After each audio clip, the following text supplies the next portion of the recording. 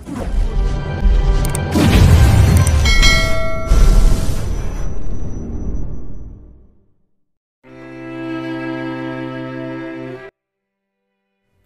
araw ang nakalipas nang tuluyang ma-discharge sa Sinaya sa ospital samantalang kanilang anak na si Baby Waki ay nanatili pa rin doon ng ilang linggo.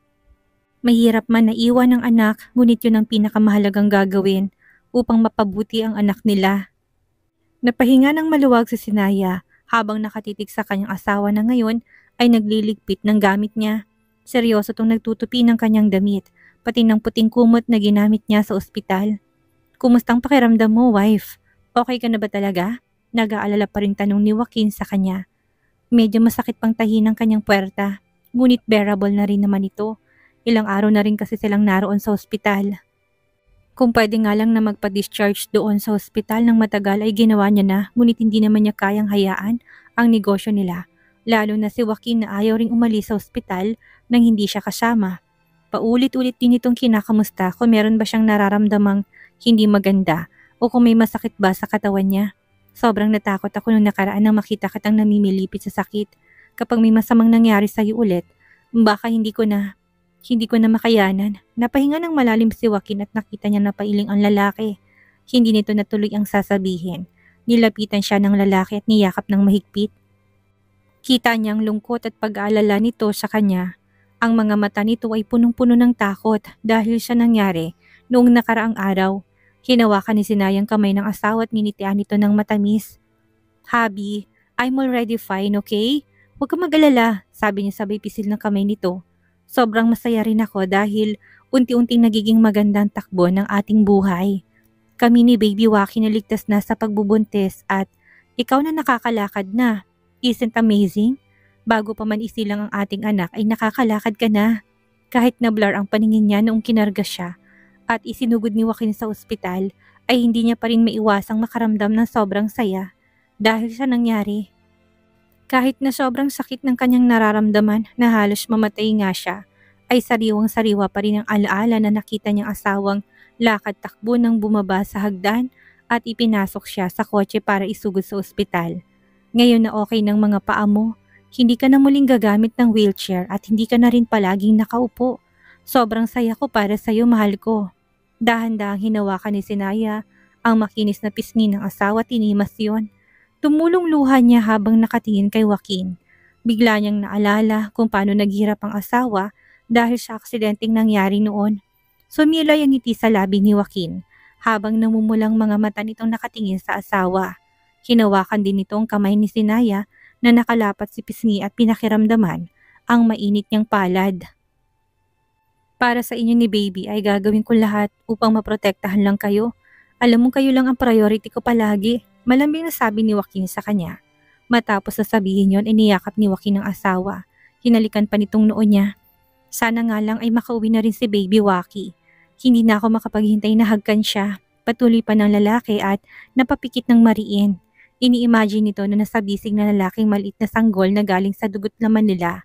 Napasandal na lamang si Sinay at napapikit din. Rinig na rinig niyang malakas sa tibok ng puso ng asawa.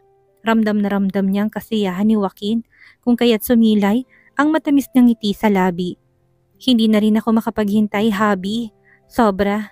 Ilang minuto rin silang nasa ganung posisyon nang marinig nilang tumunog ang phone ni Joaquin. Kinuha naman ng lalaki yon at sinagot. It was Jared, ang assistant ng asawa. Kita niyang pagsimangot ni Joaquin kung kaya't napakunot ang noo niya.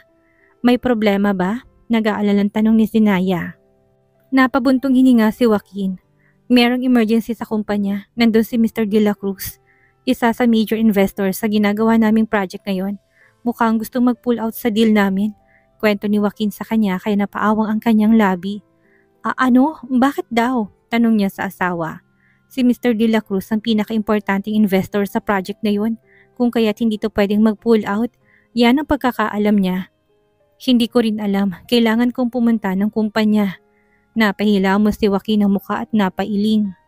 Kitang-kita sa mukha nito na namumroblema ang asawa. "You need to go, Habi. Okay lang naman ako dito. Magpapahatid na lamang ako kay Butler James sa mansyon. Isa pa kasama ko naman si Greta, kaya pwede mo na akong iwan dito." sabi ni Sinaya, ngunit napailing si Joaquin. Hindi kita pwedeng iwan. Habi, okay lang ako. Mas kailangan ka ngayon ng kumpanya at ilang araw ka na ring absent sa trabaho. Walang nagawa si Joaquin kung hindi ang tumango. Bago pa man umalis si Joaquin ay tumawag na muna to kay Mr. Taylor. Mr. Taylor, pwede mo bang sundan sina Butler James mamaya? Uwi na kasi ang asawa ko pupunta sa mansyon. Hindi ko siya masasamahan dahil may emergency sa kumpanya. Utos ni Joaquin kay Mr. Taylor. Sige boss, on the way na po ako sa ospital. Sabi nito kay napatango si Joaquin. You need to secretly protect my wife, Mr. Taylor. Huwag kang papahalata na sinusundan mo sila. Sundan mo siya at unahin ang kaligtasan ng aking asawa. Kung meron mang nangyari ay tawagan mo ko kagad. Copy boss. Napahinga ng maluwag si Joaquin. Nilingon na muna niyang building ng ospital bago pinaandar ang kotse. Dapat lang ay maging sigurista sila dahil nasa paligid lang naman ang kalaban nila. Kumuha na nga rin siya ng mga tauhan upang bantayan ang kanyang anak na si Baby Waki. Kaya kahit nawala sila sa ospital, ay monitor pa rin niyang lagay ng anak niya. Habang pinapaandar niya ang kotse, hindi pa rin nawawalang pangamba at pag-aalala sa asawa. Gayunpaman, mas pinili niyang magtiwala sa kakayahan ng tauhan niya, lalo na si Mr. Taylor. Alam niyang hindi nito pababayaan ang asawa niya. Habang binabagtas nila Sinayang daan papunta sa mansyon, nakasunod naman si Mr. Taylor kasama nitong 3 tauhan na pinagkakatiwalaan niya sa kanyang kotse.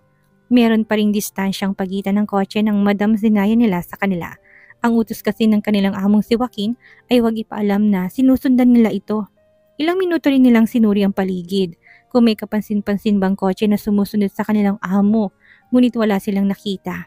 Subalit matapos na inadjust ni Mr. Taylor ang rear mirror ng kotse, nakita niya na may nag-overtake na itim na sasakyan sa harap nila. Huminga ng malalim si Mr. Taylor at agad na nagsalita. Something's odd about the black car. What do you think guys? Kanina pa yan sa likuran natin, sabi ni Mr. Taylor sa mga kasamang kaibigan. Kanina ko pa nga yan napapansin, sabi ko kapag nag-overtake yan sa atin. Alam na this, sagot ng isa kaya napatanguan lahat. Stay alert guys, paalala ni Mr. Taylor at kagad na pinandar ng matuli ng kotse upang obserbahan ang itim na kotseng nasa harapan nila. Ilang minuto rin ang nakalipas. Hindi pa rin nag-overtake ang itim na kotse kahit na may pagkakataon nito kung kaya't nakakasiguro na silang sinusundan nga ng kotseng itim ang kotse ng kanilang amo. Kapag lumiko ang kotse ni na Madam, agad na hulihin natin ang kotseng yan, sabi ni Butler James. Kung kaya't napatango ang lahat, sabay-sabay na kinasan ng 3 tauhan ng kani-kanilang baril at naghanda. Nang makita nilang lumiko ng kotse ng kanilang amo, ay agad na binilisan ni Mr. Taylor ang pag-drive ng sasakyan. Hanggang sa naunahan niya ang kotseng itim, madiin niyang pinarenong kotse niya upang maharangan ng kotseng kanina pabuntot ng buntot sa kanila. Mabuti na lamang at kagad na nakaparenong driver ng itim na kotse kung kaya't hindi sila nagbanggaan. Hindi naman nag-aksaya pa ng oras sina Mr. Taylor. Agad silang lumabas sa kotse upang lapitan ng driver ng kotse. Nakahanda ng kanilang baril in case naman laban ang lalaki na sa loob. Buksan mong pinto, sigaw na sabi ni Mr. Taylor. Kitang-kita niya ang tao sa loob. Lalaki yun at naka-face mask na itim. Kinuha ni Mr. Taylor ang kanyang baril at mabilis na tinutukan ng taon sa loob nang makita niyang may dudukutin nito. Don't move! Sigaw niya kung kaya't nagulat ang lalaki. Maya-maya pa binuksan na ng lalaki ang kotse, tinaas ang 2 kamay. Nang makalabas ang lalaki sa kotse, ay kaagad siyang nagpatuloy. Kung ayaw mong mamatay dito, sumama ka sa amin. Nalalaki ang mata na naka-face mask na lalaki at nanginginig na nagtanong. Inosente itong napatingin sa mga kalalakihang nakapaligid dito. Takot na takot ang lalaki habang nakatingin kay Mr. Taylor. Anong meron? Anong kasalanan ko? Napangisi lamang si Mr. Taylor dahil sa sinabi nito. Alam mo kasalanan mo, naistatong lalaki dahil sa sinabi niya. Nakaramdam to ng takot at kaba dahil sa mga nangyayari na wala rin ang kaninang inosenteng tingin ng lalaki at naging seryoso. Napalabi ang lalaki, kinalmang sarilit na pailing ng dahan-dahan. Mukhang nagkakamali kayo brother. Pakibaba ng inyong baril at pag-usapan na lang natin to. Nakangiting sabi ng lalaki sa kanila. Napaingos si Mr. Taylor dahil doon, hindi man lang natinag sa sinabi ng lalaki na sa harapan. Dahil hindi man lang umubra sa kanilang sinabi ng lalaki, ang isa sa kasamahan ay mabilis na sinipa to. Tang ina mo, style mo bulok. Kanina ka pa namin binabantayan gago, sigaw nito dahil sa sobrang inis. Ang lalaki napaluhod dahil sa sakit na nararamdaman sa tagiliran. Bago pa man makapagsalita ang lalaki, ay mabilis na hinigit ni Mr. Taylor ang kwelyo nito at kinaladkad papunta sa kanyang sasakyan. Sa loob ng sasakyan ay kaagad nilang ginapos ang kamay ng lalaki gamit ang lubid na daladala nila. Kung inosente ka man kay boss ka na magpaliwanag, siya ang magdedesisyon kung pwede kang palayain o hindi. Malamig na saad ni Mr. Taylor at mabilis na pinaharurot ang kotse papunta sa secret hideout nila. Bago pa man makapagsalita ang lalaki ay binusala na ito ng kasamahan ni Mr. Taylor at sinakluban ng itim na tela upang hindi matukoy ng lalaki kung saan man sila pupunta. Sa loob ng hideout ay prenteng nakaupo si Joaquin. Hinihintay na dumating si Mr. Taylor. Nabalitaan kasi niya na may nahuli itong isang lalaking sumusunod sa kotse ng kanyang asawa. Para siyang leon na naghihintay ng isang biktima upang lapain. Walang nangahas na kumausap sa kanyang tauhan dahil sa mabangis ng ekspresyong pinapakita. Ngayon na bumalik ng amo ng mga ito upang mamuno ulit ay nakaramdam ng takot at kabang mga tauhan ni Joaquin. Noong naaksidente kasi ang lalaki ay si Mr. Taylor na muna namumuno sa mga ito. Hindi gaanong istrikto si Mr. Taylor, hindi kagaya ng amo si Kit Joaquin. Nakakatakot tong kausapin o tingnan man lang sa mga mata. Nang makapasok si na Mr. Taylor sa isang medyo madilim at walang kaalamang lamang kwarto, bumungad sa kanila si Joaquin na ngayon ay mas mabangis pa ang mga mata kaysa sa kanila. Nandidilim ang mga mata ni Joaquin na makita ang lalaking nakagapo sa harapan niya. Ang lalaki ay nakaluhod sa malamig na sahig habang nakayuko sa kanya. Marahas ninalis ni Mr. Taylor ang itim na tela na nakabalot sa ulo ng lalaki kung kaya't kagad na nagtamang mga mata nila. Nang makilala si Kit Joaquin ay nanlalaki ang mga mata at mabilis na napayuko. Ang paligid ay natahimik at nanlamig dahil sa ekspresyong pinapakita ni Joaquin ngayon. Ang lahat ay halos hindi makahinga dahil sa kanya. Samantalang lalaki naman ay nanginginig dahil sa sobrang takot sa sandaling makita nito si Kit Joaquin na nasa harapan. Alam mo ba kung anong kasalanan mo? Malamig na tanong ni Joaquin sa lalaki. Para bang nagitla ito sa boses ni Joaquin at nagsimulang manginig ang katawan. Marahas na tumango ang lalaki dahil doon. Ang mukha nito'y nagmistulang payaso dahil sa sobrang putla. Kilalang kilala nito ang tao na sa harapan. Sikat na sikat ito sa larangan ng negosyo. Paano nga ba nito hindi makikilala ang isang makapangyarihang negosyante sa Kamaynilaan at buong Asya? Si Mr. Kit Joaquin Anderson ang nagmamay-ari ng Anderson's Company. Kilala mo din ba kung sino ako? Tanong ni Joaquin habang nakatingin ng malamig sa lalaki. Marasa na patango ang lalaki habang ang mukha nito'y putlang-putla dahil sa sobrang kabang nararamdaman. Si Kit Joaquin ay isa sa makapangyarihang negosyante sa lahat kung kaya't paano ng lalaki hindi makikilala to. Hindi man siya wala itong takot na kalabanin si Joaquin pero hindi naman kasi nito alam. Basta lang siyang sumunod sa inuutos ng amo at hindi na nangahas pang magtanong sa mga detalye. Ngayon para bang hihimatay ng lalaki dahil siya nararamdamang kaba sa mga oras na yon. Hindi nito akalaing magagalit nitong isang Kit Joaquin.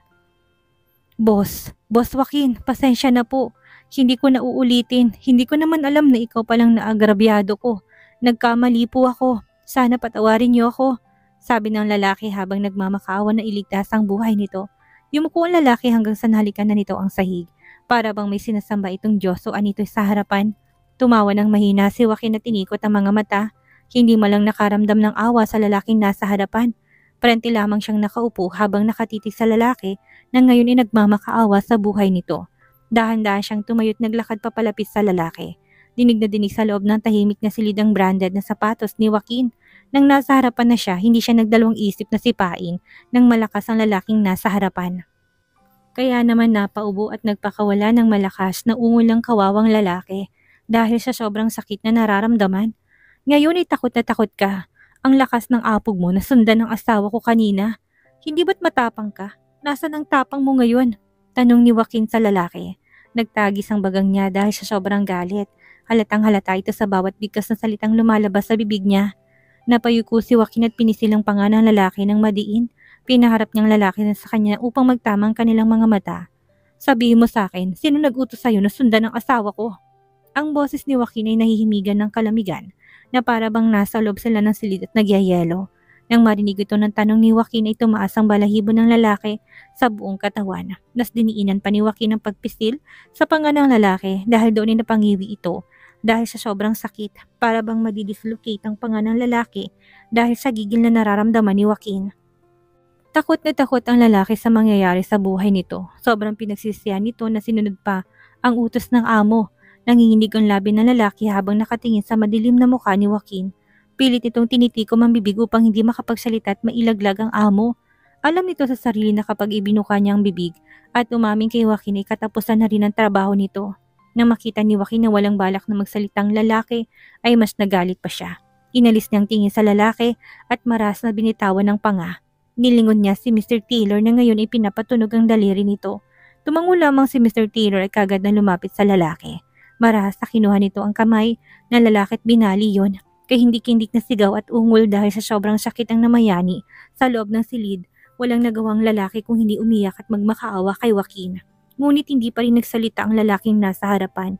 Walang nagawa si Joaquin kung hindi kunin ang maliit na dagger sa mesa. Pinakita niya yon sa lalaki at napangisi. Walang sabi-sabing inihagis niyang dagger sa hita nito kung kaya't malalim na tumusok yon sa laman ng lalaki. Napahinga ang lalaki dahil sa sobrang sakit. Nanginginig na rin ang katawan nito habang tumutulo ang luha.